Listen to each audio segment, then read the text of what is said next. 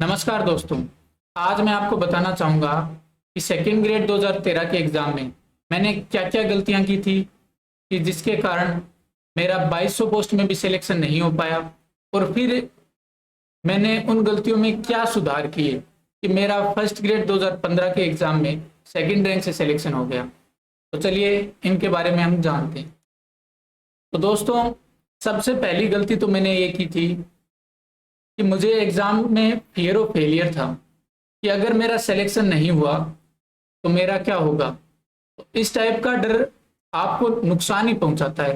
तो इस टाइप का डर आपके एग्जाम में बिल्कुल भी नहीं होना चाहिए, नए एग्जाम से पहले और नए एग्जाम के बाद। अब एग्जाम से पहले और एग्जाम के बाद दोनों में ये कैसे डर होता है, इसको मैं आपको समझाता हूँ। जैसे आप तैयारी कर रहे हो, आपने एक टॉपिक पढ़ा, उस टॉपिक से रिलेटेड आपने सारा मैटर पढ़ लिया, फिर आपको कोई उस टॉपिक से रिलेटेड क्वेश्चन पूछा गया या आपके सामने किसी group, WhatsApp group, Telegram group, किसी के माध्यम से आया और वो क्वेश्चन आपको नहीं आ रहा, तो आपके मन में तैयारी के प्रति, अपनी जो एबिलिटी है उसके प्रति आपके डाउट आने लग जाएगा कि आपको ये क्वेश्चन नहीं आ रहा। पर आप ये सोचिए कि आपको उस क्वेश्चन को छोड़कर बाकी तो आ रहे हैं। तो आप हमेशा पॉजिटिव वे में सोचिए कि आपको जो 99 क्वेश्चन आ रहे हैं तो उनके बारे में सोचना है कि मुझे 99 क्वेश्चन आ रहे हैं, एक नहीं आ रहा तो उसके बारे में आपको ये सोचना है कि मैं इसको भी तैयार कर लूंगा। तो एक आप पॉजिटिव मैनर में लीजिएगा। कोई भी चीज हो तो आप उसमें ऐसा डर मत रखिए कि पोस्टें कम है या फिर पोस्टें कम है, इतनों में कैसे सिलेक्शन होगा, 40 पर एक कैंडिडेट सेलेक्ट होगा। तो इस टाइप के आपको बिल्कुल भी डर नहीं रखनी। और एग्जाम में फियर ऑफ फेलियर क्या होता है, जैसे आपके सामने बुकलेट आई, उसमें आपको शुरू में टफ क्वेश्चन मिल गए, तो आपका जो माइंड की प्रोसेस है उसमें नेगेटिव थिंकिंग आनी स्टार्ट हो जाएगी कि मुझे पहला क्वेश्चन नहीं आ रहा, दूसरा नहीं आ रहा, तीसरा नहीं आ रहा। तो इस टाइप की आपको थॉट नहीं रखनी है। आपको ये सोचना है कि यहाँ नहीं आ रहे तो जहां से आ रहे हैं आपको इजी लग रहे हैं वहां से स्टार्ट कीजिए। तो इस टाइप से आपको बिल्कुल भी फियर ऑफ फेलियर नहीं रखना, क्योंकि आप अगर डर रखोगे ना तो आपसे गलतियां ज्यादा होगी, क्योंकि जो भी व्यक्ति डरता है उससे गलतियां ऑटोमेटिकली बढ़ जाती है, गलतियों की जो संख्या है वो बढ़ जाती है। तो आपको एग्जाम में बिल्कुल भी बिना डरे एग्जाम को देना है। और आप निश्चित मान के चलिए कि अगर आपके अंदर फियर ऑफ फेलियर है नहीं है तो आप एग्जाम में आराम से सेलेक्ट होगे। तो पहला चीज आपको फियर ऑफ फेलियर नहीं रखना। उसके बाद दूसरी गलती मैंने क्या की थी उसके बारे में मैं आपको बताना चाहूंगा कि मैंने एकेडमिक का अर्थ है जो बीएससी के एग्जाम है, 11th-12th के एग्जाम है, उनको और कंपटीशन एग्जाम को, दोनों को मैंने एक जैसा समझा। मैंने सोचा कि जो एकेडमिक एग्जाम में तैयारी करते हैं वैसी ही तैयारी कंपटीशन में करनी पड़ेगी। तो ऐसा बिल्कुल भी नहीं है कि एकेडमिक एग्जाम और कंपटीशन एग्जाम एक जैसे होते हैं, क्योंकि दोनों का तरीका ही अलग अलग है। पहली बात तो इसमें कि जो क्वेश्चंस का लेवल आता है, जो आपके एकेडमिक में अलग टाइप का आता है और कंपटीशन में अलग टाइप का आता है। एकेडमिक में आपसे लेंदी क्वेश्चन भी पूछे जाते हैं, पर आपको कंपटीशन में ज्यादा लेंदी क्वेश्चन जो 6-6 नंबर के एकेडमिक में आते हैं वो क्वेश्चन आपको कंपटीशन में नहीं देखने को मिलेंगे। तो इस टाइप से आपको सबसे पहले तो ये ध्यान में रखना है कि जो आप कंपटीशन की तैयारी कर रहे हो उनका जो प्रश्नों का स्तर है वो आपको अलग मिलेगा एकेडमिक की तुलना में। तो सबसे पहली चीज कि इनमें क्वेश्चंस का जो स्तर है, लेवल है, वो अलग अलग होता है। दूसरा कि आपको क्वेश्चंस की संख्या अलग मिलेगी।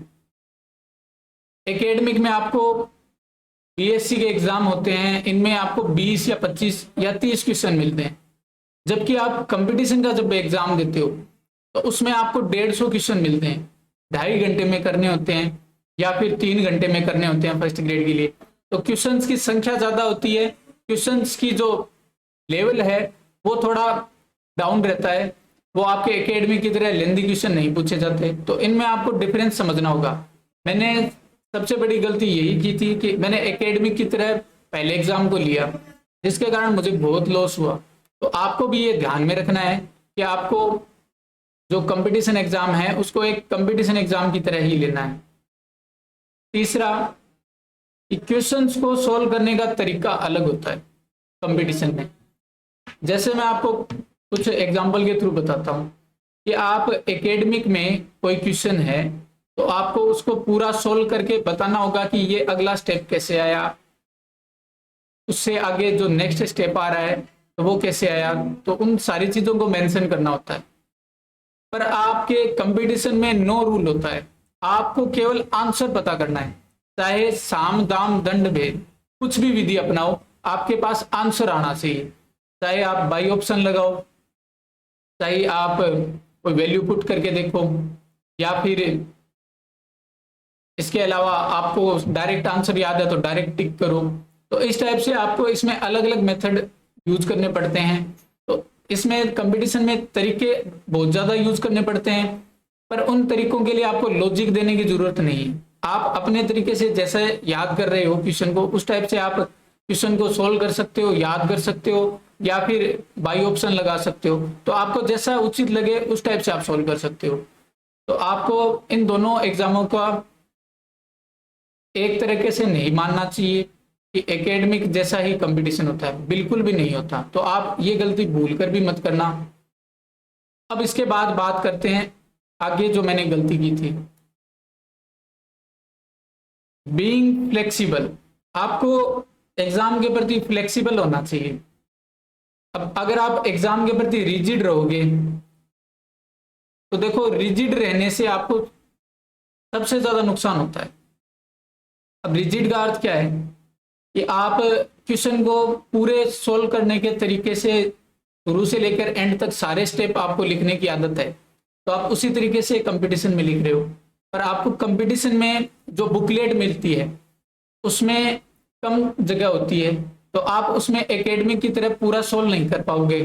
तो इसलिए आपको इसमें पैटर्न चेंज करना होगा, और पैटर्न चेंज करने के लिए आपको फ्लेक्सिबल होना पड़ेगा कि आपको एग्जाम के जो एग्जाम की रिक्वायरमेंट है उसके अकॉर्डिंग अपनी मेंटलिटी को भी चेंज करना होगा। कि आपको अगर क्वेश्चन सोल्व करना है तो बीच में स्टेप खाने, या फिर कुछ स्टेप्स ऐसे हैं जो आप मेंटली कर सकते हो तो मेंटली कीजिए।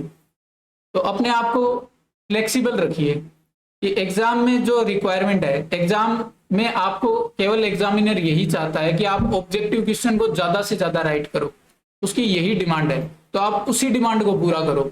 आप उसमें बुकलेट में पूरे क्वेश्चन को सोल्व करके लिख रहे हो और अपने पेज भरे जा रहे हो और आप क्वेश्चन अटेम्प्ट कर रहे हो 40, तो उस टाइप से आपको कोई फायदा नहीं मिलने वाला।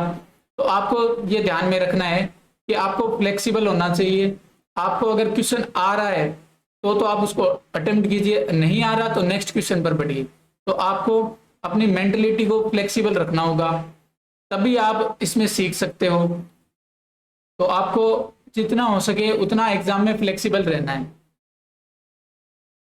अब उसके बाद एक चीज और है जो आप एग्जाम में ध्यान रख सकते हो कि आपको स्टडी एवरीथिंग, पढ़ाई सबकी करते हो आप, बिल्कुल आप सेकंड ग्रेड का पूरा सिलेबस पढ़ते हो, पर आपको खुद के बारे में जानना सबसे ज्यादा जरूरी है।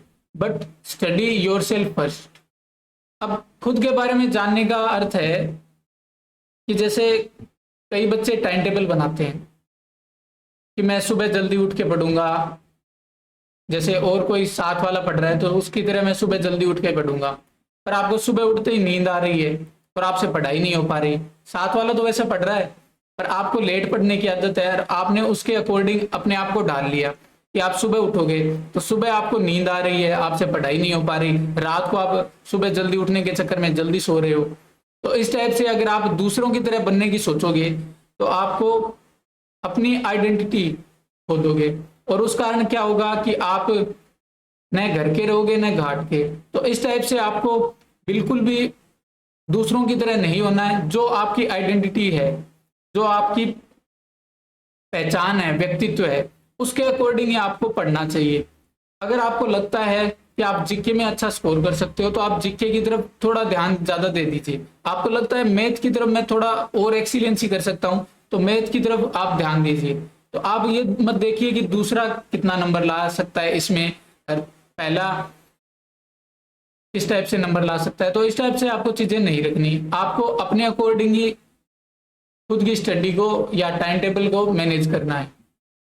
इसके बाद बात करते हैं create your own strategy plan.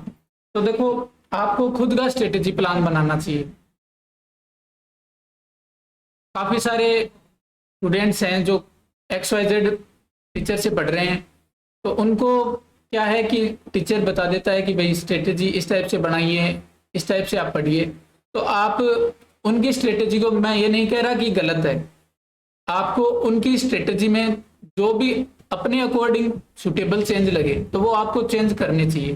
तो आपको अपनी स्ट्रेटेजी भी बनानी चाहिए और उसको जो आपके टीचर पढ़ा रहे हैं उनकी स्ट्रेटेजी से मिक्सअप करके अपने लिए जो बेस्ट बन रही है वो स्ट्रेटेजी अपनाइए। तो आपको अपने आप भी स्ट्रेटेजी बनानी आनी चाहिए, जिससे क्या हो कि आप एग्जाम में अपने अकॉर्डिंग जो आपको सूटेबल लगे उसके अकॉर्डिंग आप एग्जाम को प्रिपेयर कर पाए। क्योंकि जो भी स्ट्रेटेजी बनाता है वो अपने अकॉर्डिंग ही बनाता है। तो हो सकता है कि आपकी जो स्ट्रेटेजी हो वो आपके दूसरे साथी के काम ना आए। तो इस टाइप से आपको खुद की स्ट्रेटेजी बनानी चाहिए। होपफुली ये चीज़ें आपको अच्छी लगी होगी। अगर आपको ये चीज़ें अच्छी लगी हो तो आप इस वीडियो को लाइक कीजिए, शेयर कीजिए और इस चैनल को सब्सक्राइब कीजिए।